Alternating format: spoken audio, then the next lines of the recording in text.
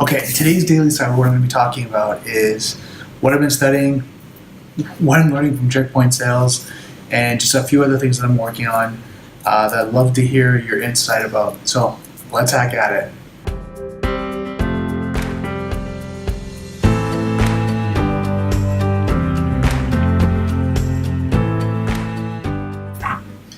Okay, so there's a lot going on. How do I first start out? Checkpoint sales video, sales training. The first level, I've just finally completed that. I did well, and still a lot to learn. I'm going to be talking about the products, the appliances, their solutions, and I want to be very clear. It's not to pitch or sell, but it's help me kind of learn them better. Because as you know, the more you teach, the more you get out, the more you talk about it, the better you learn it. And what I want from you guys is feedback. I want feedback on if you use these devices, the ones I'm talking about, Unified Threat Management Tool, Firewall, whatever that one I'm talking about. Provide me feedback. I want to hear the good, the bad, and the ugly. I want to hear like you guys from real world scenarios that are working with them. What do you think? What's the challenge you run into? How, I don't need to know the configuration or for your company or whatever, but just some challenge you want. Like it's hard to work with the console, and maybe there's certain devices. I'm not sure which one, but there's certain devices. Maybe they have multiple consoles that you have to go back and forth between, and it's just it's cumbersome. It's you'd like to have a central solution. Maybe it's hard to configure access control lists. Maybe it's hard to set up, to monitor the logs. Just whatever that is, I'd love to know that is, because the more I learn, the better I'm able to work with the people that I'm working with, my colleagues, the business relations that I have to be able to explain it. So that's why for me, I'm going to talk about it as much as possible, because I want to learn it inside and out. That's Checkpoint.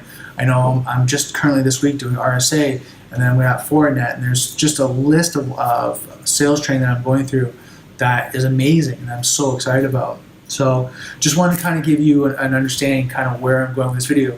And really, if you follow me, you understand that this for me is a journey that I'm ongoing. I'm passionate about cybersecurity, and the reason why I'm talking about it is because I'm passionate, because I want to keep teaching, because I want people to learn, I want people to understand. And then for you experts that are out there, I want you to help me out.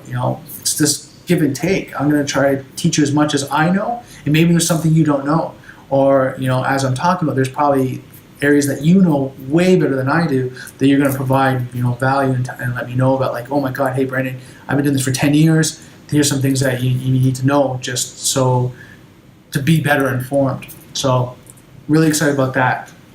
What else I'm working on? Second, please, if you're in the Ontario area and want to come out to events, myself and a colleague are actually setting up a GoSecure GTA Meetup group, and we're having people come out. And it's not a pitching, it's not a selling event. What it is just information, education, right? And the reason why we're doing that, and something if you know myself, is about getting people together and collaborating, right? Getting people in the cybersecurity field, or people who are interested or learning, or companies that want to learn more, get them into different events to be able to teach and learn and have conversations, because this is an ongoing, it's never stop, it's always growing type of field that we always have to keep connecting with each other and keep learning, because there's so many different areas, as you say in CSSP, there's so many different domains of security that's so deep that you can't know everything. So to collaborate with the professionals around you and learn from this is amazing, and that's what we're excited about. So to have you guys come out to the GoSecure GTA events and just share your information. We're going to try to have vendors come out, speakers come out, and just talk about the products and services, and just let you guys know and educate you as much as possible. Last thing I want to talk about is two-factor authentication. So two-factor authentication is one thing that I was talking about today, and I'm sure you use it, but if you don't, I'm just going to kind of briefly go through it, just to give you some insight of things that people are not really implementing to the extent they need to be. So when you look at security, you look at different layers. You got to put, the more layers you put on in security, the more secure you get. and it's harder for hackers or someone that's trying to compromise you to get through. So think about something like this way: like if you have a house, right? The first entry door or access door is a steel door, but then you have another door before they can get in. So they have to break through that door, then they have to break through another door. They keep going through, and there's maybe 3-4 doors. Well, two-factor authentication is like having two doors, right? It's having one password and then another form of authentication. And most ones that if you've worked with is kind of where they text you, a string of numbers, right? It'd be 5 or 6 characters. And what happens is then you have to type in your password, they text you that, and then you have to type that one as well. And it's two stages, 2 steps, right? And that's why they call it two-factor authentication. Now, there's different factors. I mean, there's something you are, which is maybe your thumbprint, retina scan, something like a phrase, something you have, there's a key fobs, things like that. So there's all these different things that two-factor authentication, kind of the theory and the concept around it and how you can use it. Please, please, please take a look at it. If you're not using it, I highly recommend you think about setting up any of the accounts that have access to two-factor authentication. You start doing them now. Set them up so you do them. If you find one of your websites, applications, areas that you log into doesn't have two-factor authentication, email them, ask them to set that up. Again, it's just layers and layers of security that's going to help protect you from the websites and every area that you're using. So it just, again, the more security they have through the day that you're using, the better that you're off.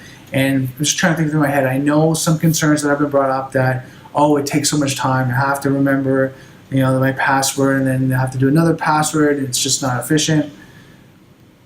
The easier it is for you to log in, the potential for someone to compromise you is just as easy.